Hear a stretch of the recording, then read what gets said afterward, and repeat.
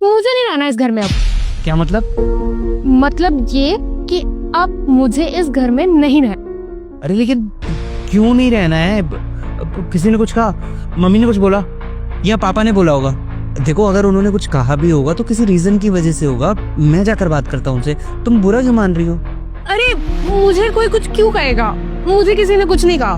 अरे जब किसी ने कुछ कहा नहीं है तो फिर क्या प्रॉब्लम है? देखो, कोई प्रॉब्लम नहीं है। मुझे बस नहीं रहना तो नहीं रहना।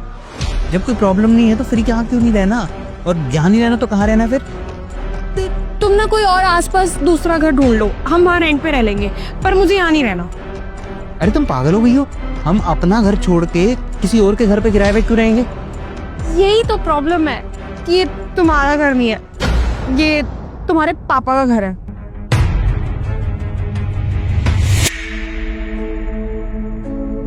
बेटे, मेरा घर भी तो तुम्हारा ही हुआ ना।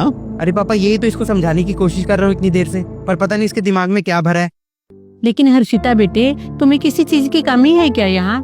मैंने या तुम्हारे पापा ने कभी कुछ कहा क्या तुम्हें? तो फिर दिक्कत क्या है बेटा?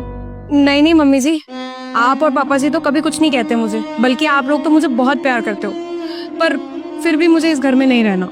देख रहे हो, पता नहीं पिछले 1 घंटे से यही रट लगाई हुई है। कोई प्रॉब्लम नहीं है, कोई दिक्कत नहीं है, फिर भी यहाँ नहीं रहना। पर बेटा, लोग क्या कहेंगे? तुम अपना घर छोड़ के और बच्चे किराए के घर में रहेंगे, अच्छा थोड़ा लगता है ये? यही तो मैं कह रही हूँ पापा जी, लोग क्या कहेंगे। मैं शादी करके अपने पति के साथ आई थी और ये घर आपके नाम है, मेरे पति के नहीं। हर्षिता, क्या बोल रही हो ये तुम? बेटा, ऐसी कोई बात है तो मैं ये घर अभी इसके नाम कर देता हूँ। नहीं पापा, ऐसी कोई बात नहीं है। हर्षिता, नहीं पापा जी, आप गलत समझ रहे हैं। मैं ये नहीं चाहती हूँ। ये घर आपका है, आप ही के नाम रहेगा। मेरे कहने का वो मतलब नहीं था। पर बेटा, ये तो कोई बात ना हुई ना। लेकिन बेटा, तुम हम दोनों को यहाँ अकेला छोड़ के चले जाओगे इस उम्र में?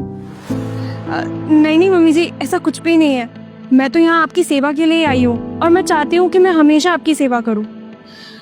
ठीक है मम्मी जी, आप लोग बिल्कुल सही कह रहे हो, हम आपको छोड़ के नहीं जा सकते, पर अगर हम यहाँ रहेंगे तो हम किराएदार की तरह रहेंगे। क्योंकि अगर मेरे पति किराया देंगे यहाँ पे तो मुझे भी लगेगा कि मैं यहाँ पे किसी हक से रह रही हूँ। तुम सुन रहे हो ना? जाओ, जाके पैसे लेके आओ और पापा जी को रेंट दो। मैं कह रही हूँ ना। पर बेटे, ऐसा अच्छा थोड़ा ना लगता है। नहीं पापा जी, रेंट तो हम आपको देंगे। जाओ ना आप। ठीक है भाई, जैसा तुमको अच्छा लगे तुम वैसे कर लो।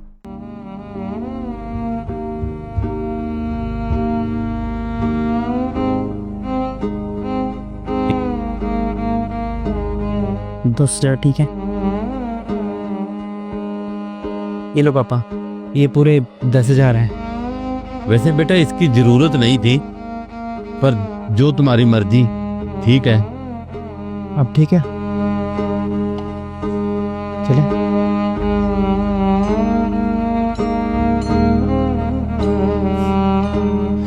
क्या हो गया? अब यहाँ आके क्यों खड़े हो गए हो? मैं क्यों यहाँ पे आया हूँ तुम्हें नहीं पता? अरे तुमने ये सब किया क्या है और क्यों किया है? मतलब कैसा लग रहा होगा यार मम्मी पापा को? अपने ही घर पे कोई किराया देता है क्या? देखो, जो मैंने किया है ना, वो मैंने बिल्कुल सही किया। क्या क्या सही किया तुमने? क्या सही किया बताओगी? शांत हो जाओ, ठंडे दिमाग से मेरी बात सुनो पहले। बताओ। तुम्हें पता है ना कि पापा की रिटायरमेंट को 6 महीने हो चुके हैं। हाँ तो? और उनको पेंशन भी नहीं मिल रही है। अरे भाई, हर इंसान के अपने अपने खर्चे होते हैं। हमें नहीं पता कि उनके पास कितनी सेविंग है या उनकी सेविंग खत्म हो गई है। तुम्हें ये तो पता है ना कि उनके पास सोर्स ऑफ इनकम नहीं है, तो फिर वो खर्चा कहाँ से लेके आएंगे? तुम्हें एक बात बताऊं, आज दोपहर को मैं मार्केट गई थी और वहां मैंने क्या देखा। अंकल, आपकी दवाइयाँ। कितने हुए बेटा? अंकल, आपके 800 रुपये हो गए।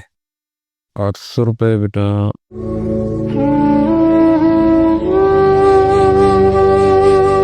बेटा ऐसे करो, ये 2 दवाइयाँ रख लो अभी।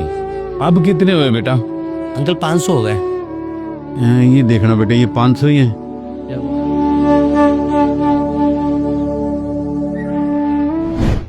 भैया, फोन करके आपको कुछ दवाइयाँ बताई थी, वो आपने निकाल दी? हाँ भाभी जी, आपकी दवाइयाँ मैंने रख दी हैं। ये रही आपकी दवाइयाँ। कितने हो गए भैया? भाभी जी आपके हो गए 600। अच्छा मैं ऑनलाइन कर देती हूँ। भाभी जी वो आपके पापा आए थे तो शायद उनकी 2 दवाइयाँ रह गई हैं।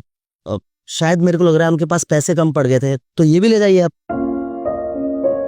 कोई बात नहीं, आप मुझे इनका टोटल बता दीजिए। भाभी जी 1060।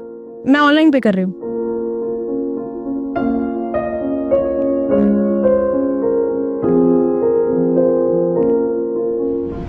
उनके पास दवाई लेने तक के भी पैसे नहीं थे। तुमको पता है मुझे बहुत बुरा लगा, और तुम तो उनको खर्चा देते नहीं हो। अरे मैंने कहा था उनको कि मैं हर महीने आपको खर्चा दे दिया करूंगा, लेकिन वो लेते ही नहीं है। इसीलिए तो मैंने ये सब किया। उनको ये लगेगा कि हमारी लड़ाई की वजह से हम उन्हें रेंट दे रहे हैं, और शायद इस वजह से मैं उनके सामने बुरी भी बन जाऊं। लेकिन कम से कम उनको पैसे तो मिलेंगे अपने खर्चे के लिए। सॉरी यार, मैं ऐसे ही तुझे गलत समझ रहा था। बहुत अच्छा किया है। कोई बात नहीं, अब माफी मत मांगो।